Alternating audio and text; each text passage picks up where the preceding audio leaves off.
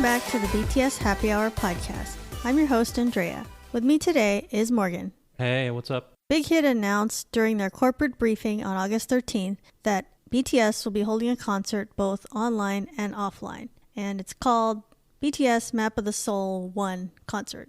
And I'm kind of surprised that they announced this or that there's even going to be another concert this year, because I just thought they would wait till we can do in-person ones like 2021 or something. So they're doing another online one. It says it's online. It'll be streamed, but also there will be some people there in person. So it sounds like they're going to do something in Korea, and there'll be people like in the audience, but like spread out. Right. You know, social distanced. Right.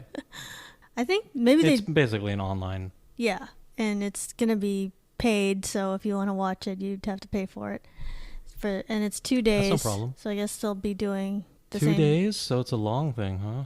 Well, they're just doing it twice. I guess they're treating it as two things, 2 dates. And I think maybe the rationale for that is because they're going to have another album coming out. They want to have a concert where they perform the Map of the Soul 7 stuff at some point and use all the choreography they learned from that and perform it somewhere. So I guess that couldn't wait. Right. They trained and everything for that concert, and of course nothing has come of it. Yeah. I mean, it'd be kind of a waste for all that practice, and then they didn't use it anywhere, or they didn't do it until a year later. So it says everybody assumed it'll be in Korea because they're not really going anywhere. So that's logically where it would be. And so limited seating is going to be available. I don't know how you get that, but probably you need to live in Korea and be like a special army membership or something. Oh, well, I bet it's going to be maybe 100 people. It's not going to be very many people. Yeah, and it's probably going to be like a lottery or something. Yeah. It's not like you can just, I'm going to pay this much and get in. Right. It's just to have some people, not to make it less awkward, just have some people in attendance. Yeah, I think that's where they have missed out on is, yeah, they made a lot of money and they've had a lot of merch and stuff like that, but they haven't had the experience of performing in front of people in a while. And so Bang Bang Con was in April. Bang Bang Con, the live, was in June. And so this is going to be in October. Do we think that's too soon maybe? Or does that seem like okay amount of time that's passed before you're asking people to pay for another concert? Well, just ask yourself, are we going to buy this again? The answer is yes, right? Probably. The answer is that no, it's not too soon, because the customer's willing to pay for it. Well, you have to wonder that, because Big Hit puts out so many things all the time. There's so much merch, all these DVDs, and like all the past concerts. Yeah, but this, I do have to admit that it has an even better USP than the previous one, because you're being promised the choreography and the performances that would have gone into the concert, right? Yeah, it's all the newer stuff. Of course, people are going to want to see that. And it's stuff that they didn't do in Bang Bang Con the live. Yeah, that's definitely, I wouldn't necessarily say worth it, but people are going to pay for that. I mean, we're going to pay for it. I hope it's just going to be like $25 again. Most likely. I think that's within reason. The problem that I had with the other one was for us, it was just at a weird time. I didn't like that. Yeah. I think that can't be helped, but I don't like staying up late. That's a good point. It's very late at night. You can't record it or anything, So it is what it is. But, it's right to release it. They're going to make money. Yeah, I don't see why I wouldn't. Yeah, and I don't think I've heard of having a in-person concert plus having streaming at the same time, because usually they'll record it, but it'll be for like a later DVD. Right. So I don't think I've heard of having it streaming. Right. And in person. So that's they're going to make tons of money from it. Pretty big. Although overall they have still unfortunately lost money due to not being able to tour. Yeah, that would have been even more. Yeah. So last week we talked about how JYP is releasing the more and more English version of for Twice coming out, and we were excited about that. And now we find out that the day that it's coming out is August 21st, so that's pretty interesting. Why? That's the same day that Dynamite's coming out. Oh. So you'd think they would maybe not do it that day, or if they're locked in for whatever reason, like, oh, we have other stuff coming out. Not do it that day? Well, like we talked about before, I don't think that much about crowding out other songs. on days. I think songs can coexist pretty well. But maybe they have something planned. Maybe they have some sort of package deal, like a K-pop release day or something, you know? Do you think maybe it's that JYP thinks the Twice's audience is different from BTS's audience? No, I don't think that, because it's so easy to just sort of move it 1 week. Yeah, that's why it's like, why wouldn't you just avoid it? If you know there's a big release already set for that day. Well, them not avoiding it sort of suggests some sort of coordination, right? Coordination, okay. Yeah. It's not as if these people don't talk, the heads of these record labels. I guess I didn't consider that. I just thought, okay, JYP, he decided he's going to be cutthroat this time, and it's like, we're releasing it on this time, and that's that. All of these men are capable of contacting each other within seconds in this world, right? And they know each other too, correct? Well, yeah, that's why it didn't add up, because I know JYP and Bang PD are like friends from way back. And even if they're not friends, they clearly can communicate with each other very quickly. I would have to imagine that, not that they're necessarily collaborating, but if somebody had an issue with it, they could easily broach the topic and sort it out. Did you not know that we were releasing that day? Can you move it? No, I don't want to move it. I'm like, okay, is it like that? You're going to throw the gauntlet down for this? This doesn't seem like a... I thought we were cool with each other, but apparently not. This conversation doesn't seem plausible. More likely, them releasing it on the same weekend is evidence of some sort of collaboration. You think maybe they want to do like, let's have a big K-pop drop in America? That's what I think. Okay. The least plausible scenario is that these men are just operating independent of each other, and if they do something, it's like a game of chicken, blind chicken. It's like, I'm going to put it on this day. Let's see what he does. And nobody dares to even text the other person if they have concerns or not. Of course they would. And one person announced it first, correct? Who was announced it first? Yeah, Dynamite was announced first. And either Big Hit just said, hey, it's cool with us. It doesn't really make a difference. Do whatever you want. or all along they were thinking of making this the day that K-pop invades, right? Or I don't want to use the word invade. That's kind of aggressive. But the day that K-pop comes with 2 really good English versions. Mm-hmm. It seems more collaborative to me than, quietly antagonistic. I like that idea more than what I thought was happening. It was like, JYP's up to something. What did you think was happening? I don't know. Maybe he has something against Bang PD all of a sudden. You read too many gossip sites. Perhaps, but this is big business, and it's not like secretive stuff. So yeah, companies communicate on things like this. For instance, even stuff like, I guess the best corollary would be movies, and when they release. Now you have different studios, they're all trying to jockey and push their I'm going to release my blockbuster on this weekend, and then what are you going to do? And it's not a game of chicken though. They communicate with each other. One studio will say, well, we're definitely going to release this film here because we're sure that it's a Memorial Day release, right? And the other studio might say, well, we won't really want to do this one. It's like, but we're not moving, so you probably should make your decision. And they communicate with each other is what I'm trying to say. Well, I think JYP and Big Hit probably have a cordial relationship, but I don't know if either of them get along with YG. And so maybe now I'm thinking that JYP, he knows, okay, Blackpink is releasing something on the 28th, so I need to go before that because if I release Twice's song on the 28th, they're going to think, oh, well, that's like so in your face, YG. That's like too much. And then so maybe he was like, hey, Bang PD, is it okay if ours comes out on the same day as yours? Right. Or even if it's not okay, it's like, I don't have a choice because it's kind of ready pretty soon. Right. I don't want to do it on the 28th. Probably a lot of logistics involved. I think that this is collaborative. It's too much of a coincidence. Think about it. If either one of them felt some kind of way about this would be a disaster. This would be interns would be fired. Why is this happening? There'd be a lot of phone calls being made. Did nobody check with Big Hit when BTS was releasing Dynamite, right? If it's suboptimal in their opinion, then this is a terrible outcome. It should have been sorted out before it came to, hey, we're just going to release it on the same week. It should have been sorted out before that. So I have to think that if they're at all professional, which we can only assume they are, they sorted it out beforehand. The fact that it is happening, we can use as evidence to suggest that they want it to happen. Must have been intentional then. Yes. It's not like when there's a party and you show up to the party in a dress and some other bitch shows up in the same dress. It's like, what the hell? Right. So it was independently decided. Really? You're going to show up in the same dress as I'm going to show up in? That's accidental, and, it gets people angry. Stuff like this is not like that.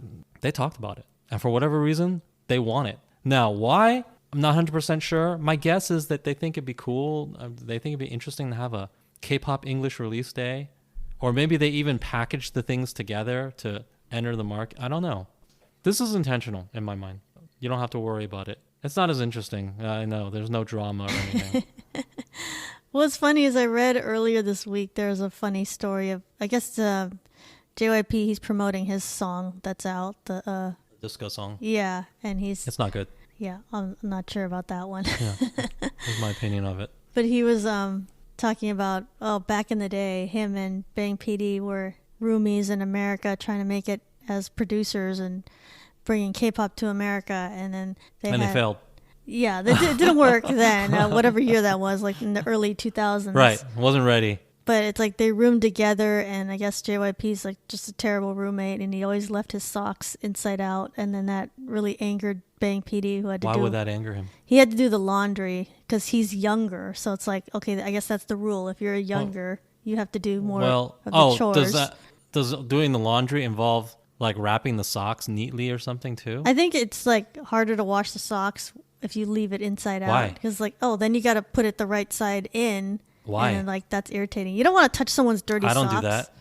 What are you talking about? You just throw it all in there and let the machine do the work. I guess you could, but maybe he's just a stickler. He wants to wash it not inside out. Okay. Interesting story. But anyway, Bang PD got really mad at JYP, who kept leaving his socks inside out. This kind of sounds like a fake story, but okay. But it's like, and now today, they're both like the CEOs of their own labels. Yeah, And it kind of sounds like one of those quaint stories that you can tell in polite company. Oh, look at this funny. And we didn't get along, but it was because of socks. Like, it was probably, maybe they didn't get along, but it was probably because of something way more serious. Like, I don't know. I won't even speculate. Because by American standards, we can speculate on really crazy stuff. But it just sounds one of the made up stories. Well, you need stories to talk right. about In on an a talk interview, show. in an interview, you don't want to talk about, so and so kept on doing coke every night and he kept me awake and he brought all these girls over. You can't be talking about that sort of stuff in an interview. I'm just using it as an example of if that was the type of thing happening. That's not the type of thing you can relate in an interview.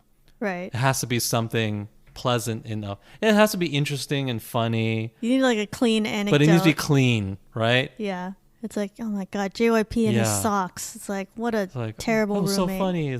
He's a bad roommate because of the socks. It's like, well, maybe you did think it was a bad roommate, but I probably wasn't because of socks. There was probably some more deep-rooted, serious offense going on. But that's not something you want to talk about. It's embarrassing to both parties, right? We need to find out more about JYP. No, we don't. Bang PD, the early years. There's only so many things there can be. When two guys are roommates, girls, it's like, I walked in and someone was in the middle of whatever. Girls, your lifestyle is just not compatible. Like, you stay up all night, things like that. You bring over really trashy friends. That's one thing. Like, if you're living with people. I haven't had to room with other people too much in my life, but I did it enough to sort of be familiar with these issues. Believe me, it was nothing so benign as socks being inside out. But cleanliness is definitely an issue. Cleanliness could be an issue. If there's some guys. Yes, cleanliness could definitely be an issue. Not that women are neater, but I just feel like with guys, that probably came up. Yeah, I mean, some guys are neat and some guys are messy, and so that could be a point of contention. But it's not the one thing, the socks or whatever. Anyway, backtracking, I do think that they have collaborated, or they're on the same page. This is totally with the permission of both labels that they're. Yes, we're both releasing. It's too important for it to just to be. Oh, whoops! We didn't know. Were you doing it? Right? Then? It's like, how'd that happen? Were you doing it then? It's like, us too. I didn't know. I guess it's just going to be the same weekend then. They're not going to take this lightly. They're not just going to be surprised and say, "Oh, damn! Were you also releasing an English version of a song? Oh, it happens to be the same week. Oh, whoops! Is that a problem or anything? I guess it's too late if it is, because it's like we're doing it. We both announced it already. So. We already both announced it. I guess we're doing it. No, they definitely communicated. And then on the same talk show, JYP was talking about how he's gonna start working on other groups, like that'll have not all Korean members, or like half Korean members and half others, because he was talking about trying to have groups in Mexico and the US and Japan, and then but everybody is aware that like you need to have members from those countries if you're going to make it big in those places. Although I don't know, maybe not so much in the US, but someone who needs to know English. At least someone who knows English, yes. But, but was that JYP's speech or his remark? What? Yeah, that's another thing he was talking about, what JYP is going to do. What was he talking about? When again? This was on a talk show that he was talking about. Oh, well, this. I actually watched, don't ask me why, I don't normally watch these things. But I was watching him speak to his investors. Was it his investors or it was investors and media when JYP expanded its operations or something? And he did talk about this concept of, what did he call it? Globalization through localization, right? Yeah. Which just basically means that they can expand by adding people from different countries. Not just, he's not going to expand K-pop by just having Koreans in every single group this point forward. Yeah, it can't be just 100%. You have to have some Americans, some Mexicans, some Japanese, some Europeans, whatever he meant by that. Whatever's local, right? At that time, I think he really meant China. But you can see how that same logic could be applied to wherever. If you want to expand to America, maybe have some Americans in it. Yeah, I mean, simple logic. Like that's what he did with Twice by having some Japanese members. Right. So it's simple logic, and you could see how that would follow. Of course, this is more groundbreaking because the difference between Japanese and Korean is certainly not as great as one. Most people would say it's not as great as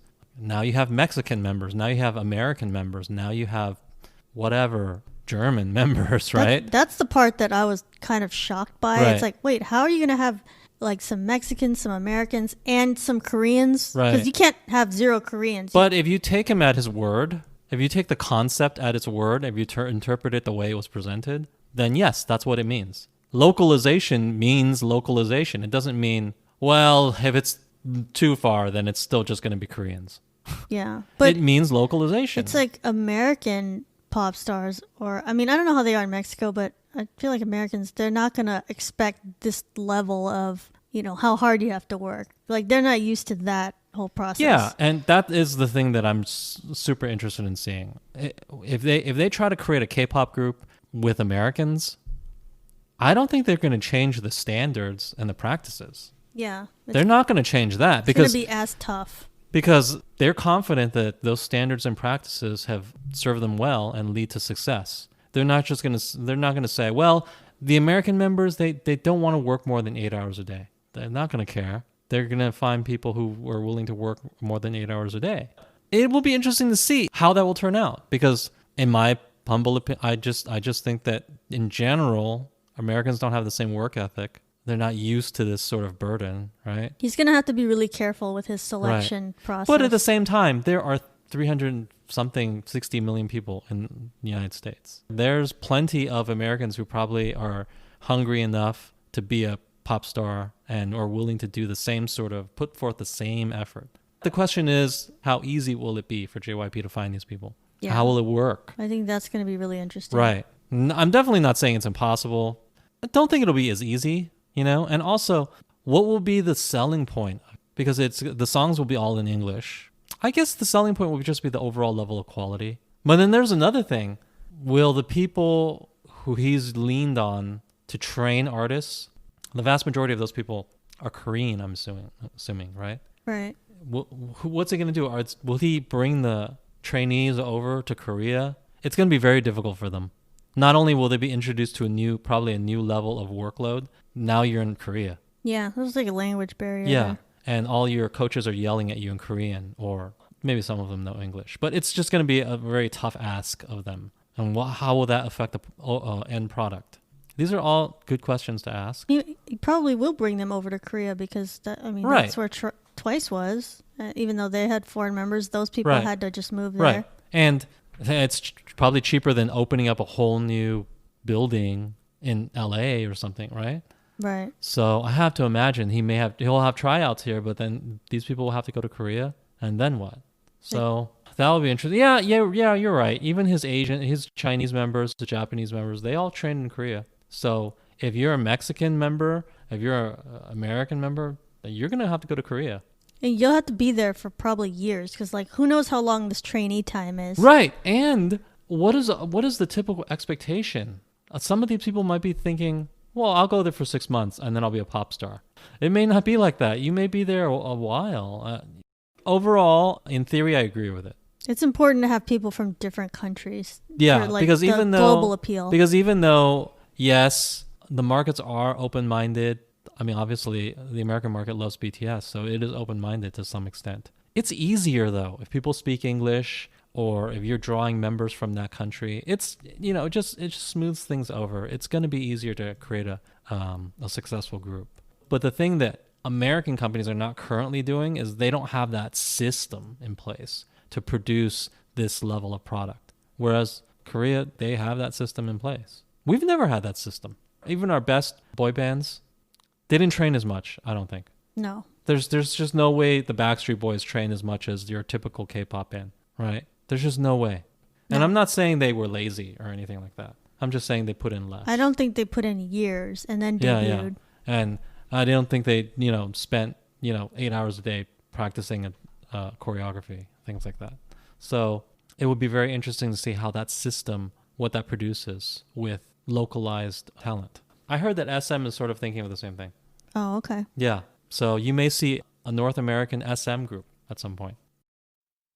So we talked last week about the AOA Mina situation of her posting photos of her self-harm, and then when she was talking about the other members and FNC CEO. Since then, she had deleted her Instagram, so it seems like she's just gonna work on getting better. And in addition to that, she decided to not pursue a police investigation. Now, I'm not sure the reason for that, or if she's able to just turn it down just on her own, or if maybe there was like not enough evidence, or why that was decided. I don't know how the laws in Korea are, but there's no clear and present crime, was there? No, I mean, nothing that seemed to be happening in present day. It sounds like what she was talking about happened over the 10 years. So I don't know if that was a reason why there can't be an investigation, is because like the statute of limitations already passed, or if she just decided, well, I'm not going to file charges or whatever. What is even the accusation though? She didn't really say. Remember, she said it was just like she's been bullied for 10 years. Yeah, that's not exactly... It's not very specific. That's not exactly a thing that they can investigate. Yeah, she'd have to give more detail, and maybe that's why they couldn't move forward with it, is because she didn't say, okay, well... Well, she's also saying that she doesn't want anything to move forward, right? Right. But if she did want to, she'd have to, like, say, okay, what date did something happen, or which person exactly? You have to specify what happened on what day that was a crime, and then the police can now look into it. Because the things that she's implied, none of them were technically crimes as far as I know. And now she doesn't want to move forward, either because there was nothing, although clearly emotionally damaging for her, there was nothing that was clearly in breach of any sort of law, and she didn't want to move forward. Or she believes there is something in breach of a law, and she just still doesn't want to move forward. Yeah. So one of those two situations. Yeah, it's a messy situation. So basically, if you're looking to have some resolution to this, because it's really hard to draw any conclusions when everybody is being vague, no evidence is presented in an official manner. Yeah. What are we to think? It's like, what happened? Right. We can it's just massive speculation on our part. And she's not in the best state to say anything. Yeah, so we're not going to get a clear resolution. There's not going to be a proper investigation. There's not even a proper accusation, right? There is no proper accusation. She just said, you did some bad stuff to me. And then she was sent to the hospital. Mm-hmm. There wasn't even a proper accusation. So based on that, I wouldn't assume anything about the facts of the case. So the best you can hope for is that behind the scenes, the people involved, maybe they worked it out to their satisfaction. But you're not going to get a clear cut, well, this is what happened, and let's see if there's enough evidence to prove that happened. You're not going to get that. It sounded like she never filed any actual charges. Like, she said what she wanted to say on Instagram, and that's all she wanted to do, and not necessarily follow through with more Right. beyond that. And it said someone sent in a request for investigation to the Seoul Gangnam police station. So some unnamed person filed a complaint, probably based on, her Instagram post. They're like, hey, I want to file a complaint. So police, can you look into this? And then from that point, you probably need Mina's cooperation to do an investigation. And I don't think they had it because maybe she never intended for all that. That's not anything, though. That's not anything. It sounded like just some random person was like filing a complaint. That's not anything. I'm sorry. So unfortunately, this probably does end at this stage. You just don't. I mean, you're free to speculate, but keep in mind that's all it is. It's your speculation. Well, do you think her not pursuing any investigation was totally like she decided that, or do you think maybe the company was like, hey, we have lawyers ready, so don't, say anything that's it could be any number totally of things. Incorrect. We're like gonna it could be any number come of back things. at you with defense. Yeah, it could be any number of things. It could have been behind the scenes the company said, are you gonna publicly accuse us of a crime? You have no evidence, so this is not gonna end well for you. Maybe they had that sort of conversation. It's also possible that they had a conversation where clearly part of her issue was there was some sort of money dispute, right? Yeah. Maybe behind the scenes, FNC just said, this is just, the publicity is way too bad. Can we just settle this somehow? Maybe they just said, well, how much money will it take to make you whole? What would you be satisfied with? And can we negotiate this so we can just end this now? Because it's becoming too much of an issue.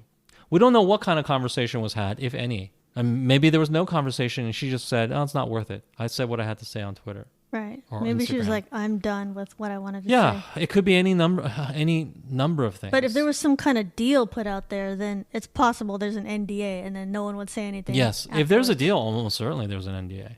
But you also wouldn't know there's an NDA. Right. That's part of an NDA. People don't just say, oh, there was an NDA. You can't say, we struck a deal, but I can't say what it was. I can't talk about it because I signed an NDA. No, you also yesterday. Can't say that there was an NDA. Yes, that's usually part of the NDA, by the way.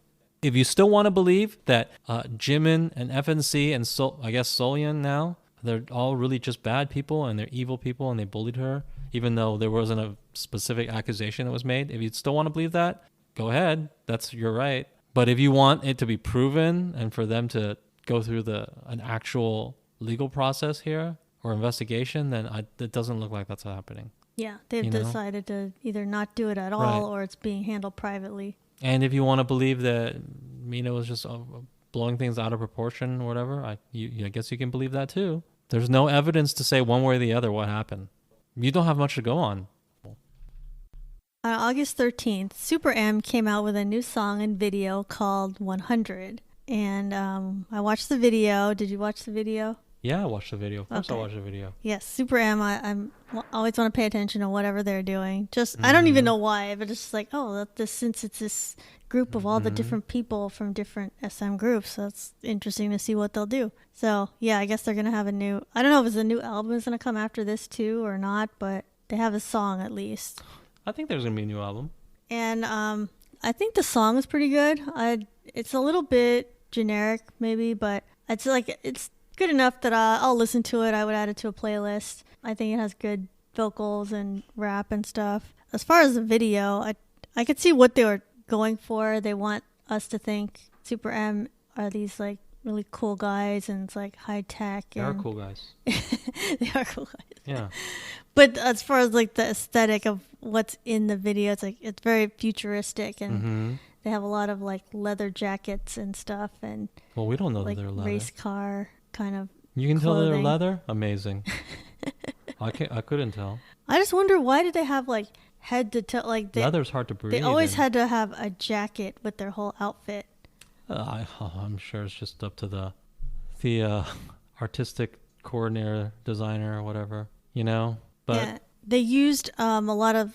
I feel like we've seen these sets before, but it's like a hallway of stuff, and it's like a futuristic room that's white, and some like the SM typical places. Yeah, there's an SM video. Is like, that what you're trying to say? And like a hallway, but then like CG on the side of it, like cars are zipping by, or you're inside of a train, or you're like jumping to the next car.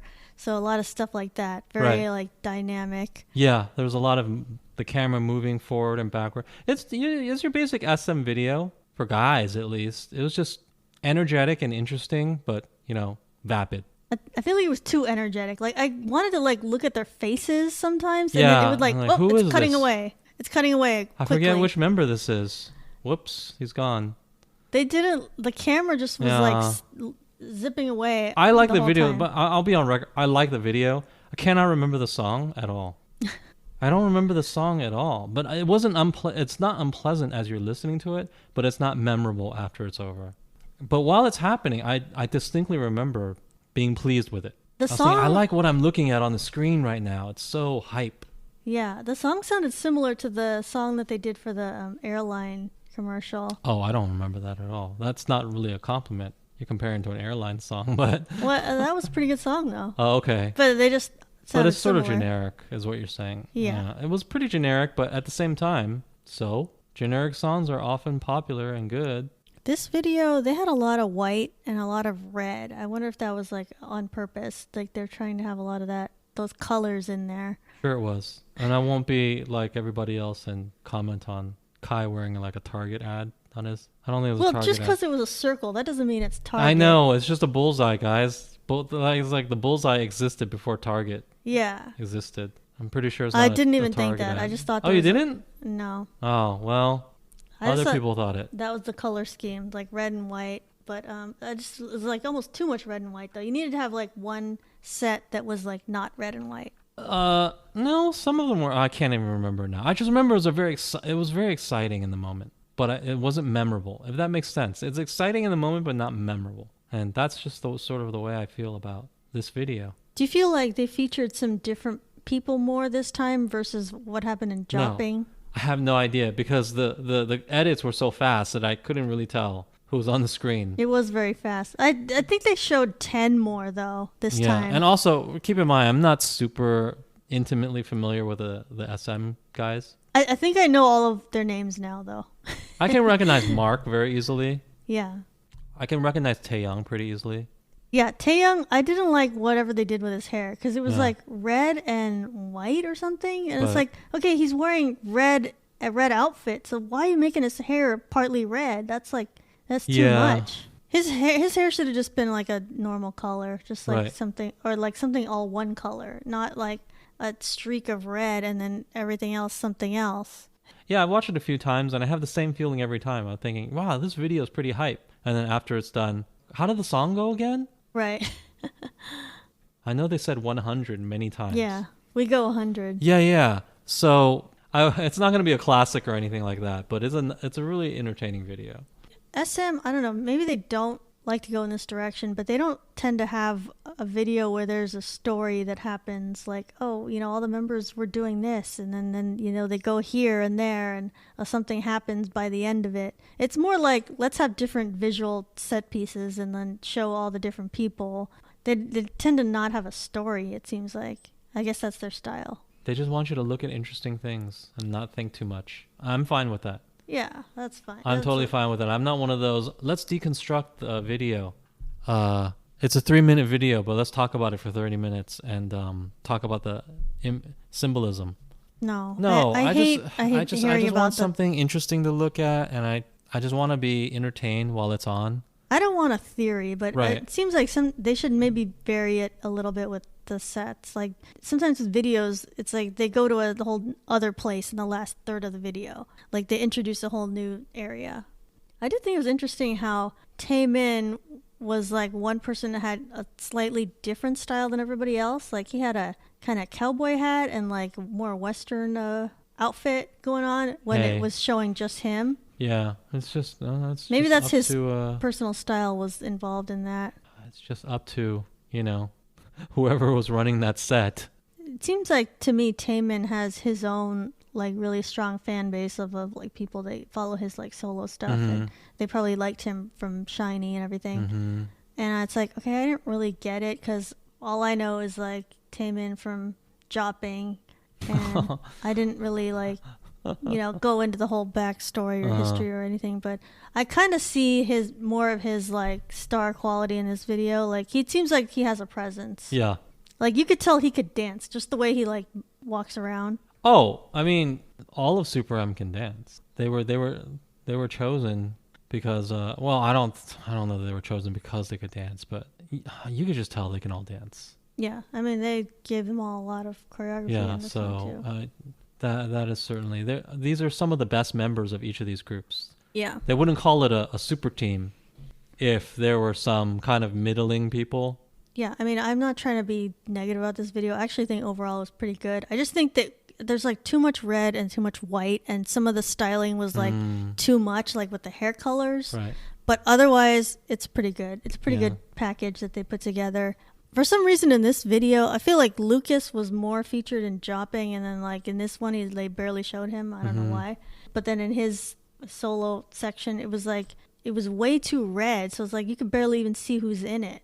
Okay. Well, too much red. You definitely watched it a lot more than I did to remember this much. I watched it like 2 times all the way through.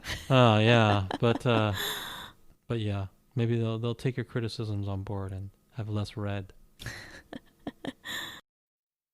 So there's a situation about the controversial video from an artist named Lita, Lyta, who's a Nigerian singer and songwriter. And his video was for the song Hold Me Down. And the video is very similar to a GOT7 video, the Just Right video, which I'm sure we all know. It's about some little girl in her bedroom, right. And then the GOT7 little people are dancing around in her room. We've all seen that video. It's a very iconic video. But yeah, this Lita video is extremely similar to that. And people are just like calling it out because it's the same concept. And it's not even like, oh, kind of the same concept. It's like, no, it's literally the same. They copied it like pretty much exactly. I think the biggest difference is like it's like a 18 and over girl that's in it versus a little girl. Yeah. But otherwise, it's a very similar concept. Like there's a tiny little characters of whoever the singer is, and then they start out, standing on the desk. They're in her makeup, and then there's at one point the person is riding on a little zebra. And the other scene that was super similar was he was like floating in a bowl of M&Ms, which is like the same exact thing as in the GOT7 video. So, wait, a bowl of M&Ms or a cereal? No, it's like M&Ms. Really? Why would you have a bowl of M&Ms? They had a cereal box. GOT7 had cereal and M&Ms. Oh, okay. I'm just not remembering it correctly. Yeah, but I think so. There was both. Yeah. Okay. But the Lita video, it had definitely the guy was in the M&Ms. Same thing. Okay. I mean, if this happened like the opposite, people would totally be like, "Oh my God, cultural appropriation! This is like so terrible that Koreans are copying this Nigerian artist." But since it's the other way, I bet you it won't even be like a big deal. Well, I mean, first of all, this is it's not cultural appropriation. I don't think I don't see anybody. I did some research on this. I didn't see anyone accusing it of being cultural appropriation because it's not like cereal bowls and little tiny people are not specific to Korean culture. No. Or anything, but people were calling it out and saying this is clear plagiarism. Which, yeah, I mean, if you watch the video, any reasonable person would say, yeah, this is clear plagiarism.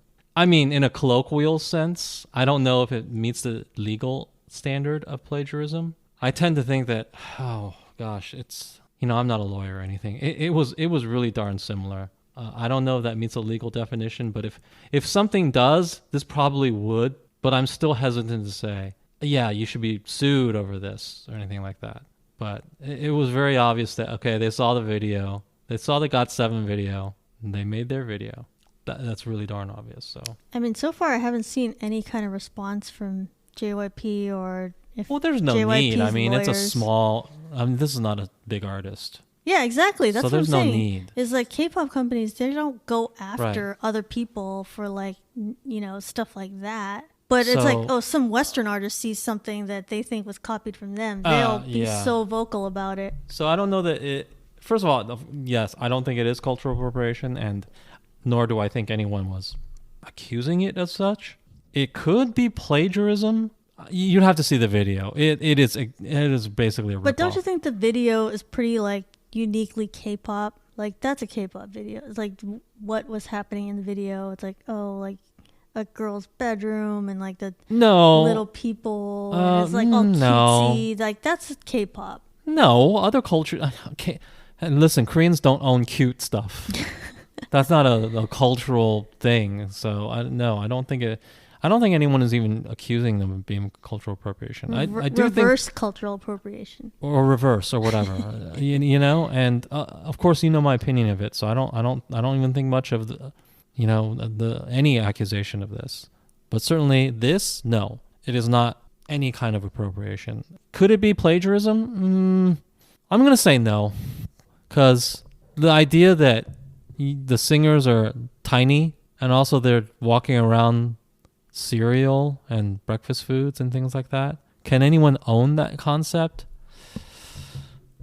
I'm gonna say no. You know, I'm not saying that with confidence, but maybe not legally. Legally, yeah. I'm gonna say no. I mean, I mean, if you're just talking about common sense, were you ripping off this other work of art? Yeah, just watch the videos. You can tell. They watched this one, they copied it. Does it meet the legal definition of plagiarism? I'm going to say no.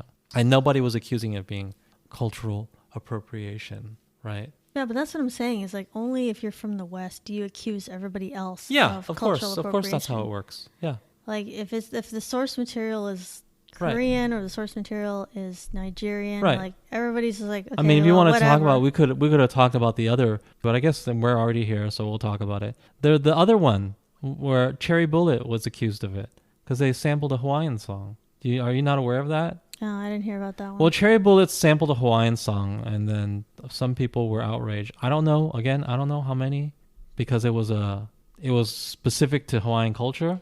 This song, it's an old song. And also, where was the outcry when they sampled Beethoven for their last release? Right. Were there Germans flooding Twitter saying, "Why are you appropriating our culture?" Right. No, they're just like, well, whatever. That's like whatever. People sample Beethoven. Use, yeah, people sample Beethoven. It's a well-known. Is Beethoven not part of German culture? Mm-hmm. I would argue that he is. People sample his stuff all the time, and they didn't even just reproduce it. They sampled it and put it into a fluffy K-pop song. Well, by the same definition, if you're going to be technically accurate, that is cultural appropriation, correct? But nobody really said anything about it. Why? Is it okay to steal German culture? No. If it's not okay to steal some cultures, then it's not okay to steal any cultures. But people just, they're not rushing to their defense. They're not offended by it. Mm-hmm. Now, in fairness, you could say, well, if the Germans don't feel like being offended, then that's on them. But if you're sampling Hawaiian music, then I do feel offended. Well, okay, fine. That's a fair argument. Now, you may still come up with the answer that I don't care. It's offensive to me. Okay. It's a bad song, though, by the way. That's probably why you didn't hear about it. It's a bad song. But this song by Lita, it was like not a bad song, actually, the Hold Me Down song. No, it wasn't. It reminded me of Soulja Boy, though, who is also from Nigeria. So I don't know if that's a reason why they have a similar music sound. I don't want to generalize too much, but I don't know. They don't exactly respect intellectual property rights that much in Nigeria in the first place. And for anyone who doesn't know, Soulja Boy is a rapper from Nigeria. A rapper, right. He was on 90 Day Fiancé. Yes. And his name is extremely similar to Soulja Boy, but it's Soulja Boy. 90 Day Fiancé, one of the best shows. Yeah, one of the best shows on TV right now. Yeah. But yeah, Soulja Boy, he just totally ripped off the name Soulja Boy, and like he doesn't care that it's like it's like intentionally the same thing almost. Right. But yeah, it does seem like Nigeria, maybe they don't care if they are sounding similar or using the same concepts as others. I don't know if that's just a trend or that's I'm not gonna draw any strong conclusions about it. It's just like China. They don't care that much about your intellectual property rights. That's just how it is. There's countries that sort of do, and there's some that don't. End of the day, is it that big of a deal? It really is not. No, and it's like when I watch these two videos, it's like, oh yeah, they are the same. But then I wasn't like angry about it. It was like, I definitely recommend you watch it for laughs, if like, only for laughs. Okay. I definitely recommend you watch it because they're exactly the same. Not because we're outraged or anything like that, but it's funny. It's exactly the same. You'll see. But I bet JYP's like, he's got too many other things to worry about. He probably doesn't even care. It's just like. Probably. Although at the same time, companies usually have enough lawyers that they can just assign one to go sue them. Maybe they'll send a letter. It's like, hey, right, send a letter. But then cease at and this point, desist. what are you gonna do? The thing is created. Take it off of YouTube. Well, here's the thing. It's an obscure Nigerian artist, right? Right. The more of a deal you make out of it, the more people will actually look at the video. That's true. Maybe it's better to just ignore the whole So thing. yeah, if you were smart and if your goal was for people to not view this video that's clearly a ripoff of GOT7, if that is your goal, then you should probably just not talk about it. But if you make a gigantic deal out of it, it's the Streisand effect. A lot more people are gonna be looking at it. Yeah, that's true. And they'll say, "What's that? There's a Nigerian video that rips off GOT7? Let me see what it is. Let me What's go going see on?" what that's all you know about. how many more people are going to watch this video now because you made a big deal out of it? Well, it was on all K-pop, so maybe a lot of people. Well, I mean, JYP doesn't control what all K-pop does, right? But if he made a big deal out of it, then it would be bigger than that. It wouldn't be one story on all K-pop. It would be multiple, probably. Mm-hmm. It'd be an ongoing thing. It's going to be like, JYP has a lawsuit. JYP says this and that. Cease and desist. Yeah, and then some people would think, man, why are you being such a, stickler for this? You're kind of a dick, right? And other people would say, no, this Nigerian person should be sued. But the point is... It's like, respect GOT7. Yeah, but the point is, a lot more eyeballs would be brought to it. More people are going to watch that video. But maybe more people watch both videos. No, I'm going to say no on that one. Because the people who would be interested in this Nigerian ripoff of GOT7, they probably did already see the GOT7 video. It is from 2015. So yeah, otherwise I've seen that already. Yeah, if you never saw that video, you probably would have no interest in the story, right? So the surest way for him to get more people to watch this Nigerian video is to sue them and to talk about it. So therefore, don't. Big Hit Entertainment held their corporate briefing on August 13th to talk about the company's plans and review their performance so far this year. So it started off with a video of, basically it was like a typical ARMY woman feeling sad that there's like no BTS concerts this year, and then showed her like wearing a mask. It's like, oh man, this sucks. So we all have to deal with coronavirus. And then it was like, then she puts on her headphones and then she starts listening to BTS or whatever music from Big Hit.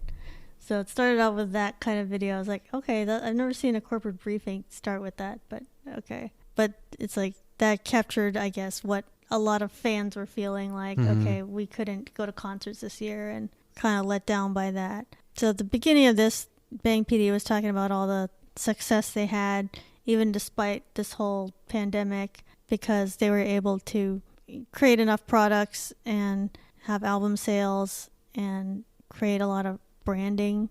He comes out and he's like, I don't know, is this normal for K-pop companies to have a corporate briefing? Because Yes, it's a company. But he comes out and it's like when Steve Jobs would do the Apple Developers Conference, and it's like, I have a big announcement about what all the new stuff this year. It just reminded me of that. It was like such a like grandiose thing, even though there was no one typical. there. And he was just well, no, that's still typical though. Yeah, they want to get people excited about what the company is doing, so their stock price doesn't tank. Yeah, and they just had a corporate briefing. I think it was like 6 months ago. So it's like, oh, well, what else could be new? It's like, it wasn't that long ago. But yeah, there was a lot has happened since then.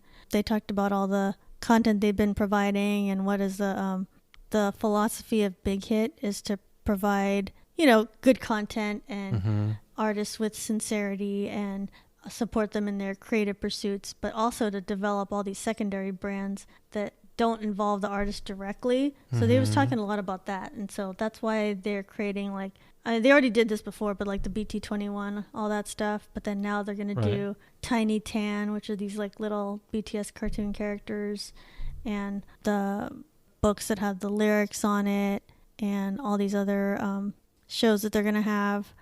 So it's like In the Soup with BTS that's coming up, and all the documentaries that they're having. So their plan is just to have a lot of products that they can sell that don't involve the artists, that involve all these other teams of people that can use the intellectual property of the artists and like create things from there. So that's their plan for making a lot of money, and then that's why they still made a lot of profit this year, even though they didn't have touring money, which would have been a huge chunk of it. Right. Well, I mean, they adapt. That's good. Yeah, so that was pretty impressive because, I mean, I'm sure a lot of companies just took a big hit during this time and then couldn't really like think of different ways to make money. It did help that they had Weverse and, you know, all these other platforms that they've used in the partnerships that they're making with these other labels and what Big Hit is doing to, I think it's all tied into what they're trying to prepare for their IPO. So they're trying to be really solid and let's have multiple labels and multiple, you know, projects that we're working on. During the same meeting, they talked about, this is when they announced that the concert is happening, the Map of the Soul 1, and they confirmed that the next BTS album is coming out this year for sure, so in the fourth quarter. So what was new from this meeting was we heard when the album is coming out. It's definitely going to be this year, most likely in October for BTS. And the Map of the Soul 1 concert is happening on October 10th and 11th. And they also said that there's Island is going to debut this year, so whoever is at the end of that show, that's going to be a group, the guys in Island. And there's going to be a girl group that they've already done the auditions for, global auditions, and they're training right now, and that's going to come out in 2021. And then some other boy group that's coming in 2022. So these are all the things that they announced for that Big Hit is working on. But it sounded like overall everything is doing great, and if you are wanting to invest in that you should feel good about all the things they're doing. Things are so up in the air. I wouldn't have that much faith in any record label at the moment. They seem to have more of a plan than some of the other companies. Let's just put it that way. And I know it's easy to say. It's like, oh, well, they have BTS, so that's so easy to just keep selling stuff that has to do with them. But you still have to have a team that puts together good content and then, you know, knows what fans want, and it's like you have a good product and it's good quality, because people aren't going to buy stuff if it's just like crap. So it still has to be, you know, a good team that's working on it. And people don't want to buy stuff if they aren't that invested in the group. And so it's like they make sure that you are seeing BTS at all times. That's why there's always like Bang 10 Bombs, and there's always like Run BTS. There's like something came out that day, right, so that you're still paying more attention to BTS. And then that's what makes you invested in getting all these other products and then these spin-off lines that they have. So I think they have a good system. Towards the end of it, he had like kind of a weird comment. He's like, Bang PD was like, because he was referring to like, okay, coronavirus happened, but it's kind of like when the Black Plague happened in Europe, because right after that was the Renaissance. So it's like we're looking forward to like a really, you know, successful time after this pandemic is over. So I was like, oh, that's kind of a weird comparison, but okay. I guess I could see there could be a parallel there. It's not weird. That's exactly what happened. Maybe it's a little morbid, but I guess it's factual. Accurate. Yeah. Right. And, you know, Koreans are not as sensitive. Just say it like it is. Yeah. I do think once things get back to normal, once we're not all worried about, am I going to catch coronavirus? Like, once that period is over, Big Hit could really take off, because they just have so many ideas and so many things that they're working on. It could just be, like, really successful. And right. It's similar to how, like, the economy is going to just get back to normal after that. Hopefully. Because we don't know. There'll be so many like jobs opening up. I mean, eventually all things, you know, resume some sort of normalcy. Yeah, I'm sure like they can't wait to like have real concerts, because that's still like such a huge source of money. They are wanting to get back to that. Oh, there's no timetable for that though. So yeah, there still isn't. But apparently like the 800 employees that work at Big Hit have been working from home since February. It's like, wow, I didn't know. Well, no big deal. We've been working from home. I mean, I've been working from home, so. Yeah, I guess I just didn't think like, a record label, they could all do that all the time. Sure. And I did have to have some of them go in to do things sometimes. Yeah, they're not all working from home. True. Probably not 100% of them, but that's amazing. A large percentage, sure. They still got so much done while people are working remotely, so that's pretty good. Thank you to our guest, Morgan. You can find BTS Happy Hour on Apple Podcasts, Spotify, Google Podcasts, Stitcher, Podbean, CastBox, iHeartRadio, Deezer, Listen Notes, and YouTube. New episodes weekly. If you like and want to support the podcast, please comment on social media, share the episodes, leave a review on Apple Podcasts, or give us a rating on the podcast platform you're using. Follow BTS Happy Hour on Twitter and Facebook. Until next time, this has been the BTS Happy Hour. Thanks for listening, and remember, make every hour a happy one.